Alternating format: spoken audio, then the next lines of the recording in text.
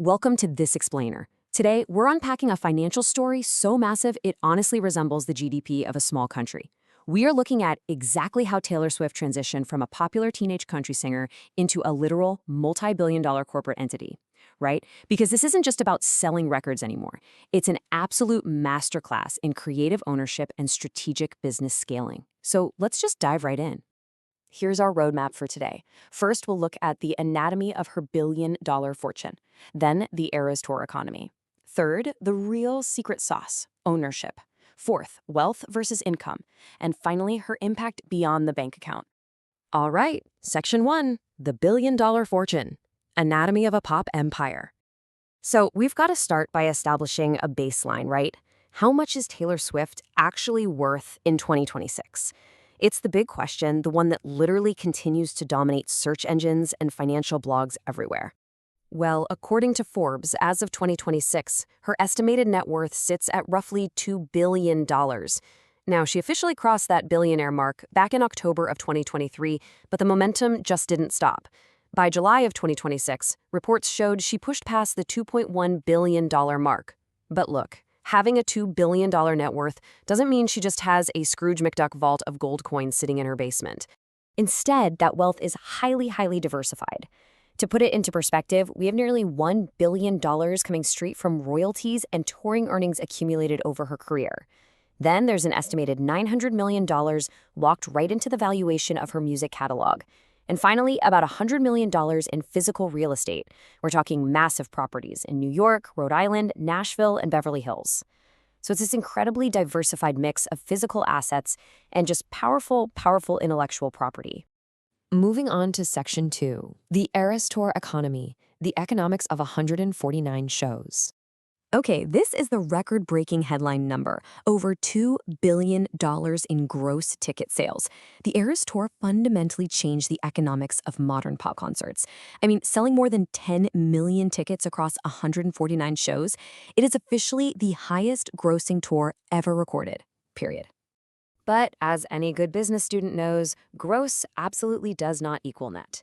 Yes, the Eras Tour grossed over $2 billion, but you have to remember that ticket revenue had to cover massive stadium productions, astronomical venue fees, a huge traveling staff, taxes, promoters, transportation, the whole shebang.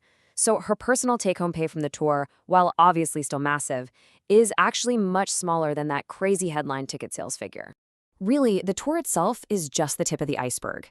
Think of it as a gateway to an entire money-making ecosystem. The tour generated huge direct relationships, right? Like the concert film that released in theaters directly through AMC and then later streamed on Disney. It drove extensive merchandise sales, but honestly, most importantly, it caused a massive spike in renewed catalog streaming. Millions of fans were going back and re-listening to her older albums between shows, driving up the value of her wider catalog like crazy. Which brings us to Section 3, the power of ownership, the real secret sauce. To really grasp this, we have to clarify a totally crucial distinction in the music industry. There's a big difference between music publishing, which means you own the underlying composition, the melody, the lyrics you wrote, and master recordings, which is the specific final recorded audio file of that performance. Now, Swift always had the songwriting royalties, but she didn't initially own the original master recordings of her early work. So, what does she do? She executes what is arguably the most ruthless and brilliant multi-step strategy in modern music history. First, she decides to just re-record her early albums, dubbing them Taylor's version. Second, she heavily encouraged her incredibly loyal fan base to shift their streaming and purchasing over to these new masters. Third, by shifting that cultural demand, she effectively devalued the original master recordings held by other entities. And finally, she used that newfound leverage to negotiate the reacquisition of her original life's work. Just genius. Let's actually map out how this builds over time. She starts out in 2006 with a self-titled country debut. Fast forward, through just relentless reinvention and touring, she hits billionaire status in October 2023. And then, the massive payoff. In May 2025, she successfully purchased the rights to her first 6 original masters from Shamrock Capital. She finally owned it all. The Taylor Swift catalog was entirely hers. All right, Section 4, Wealth versus Income, the Swift versus Kelsey teardown. To really hammer this home, let's contrast Taylor with someone she spends a lot of time with, NFL star Travis Kelce.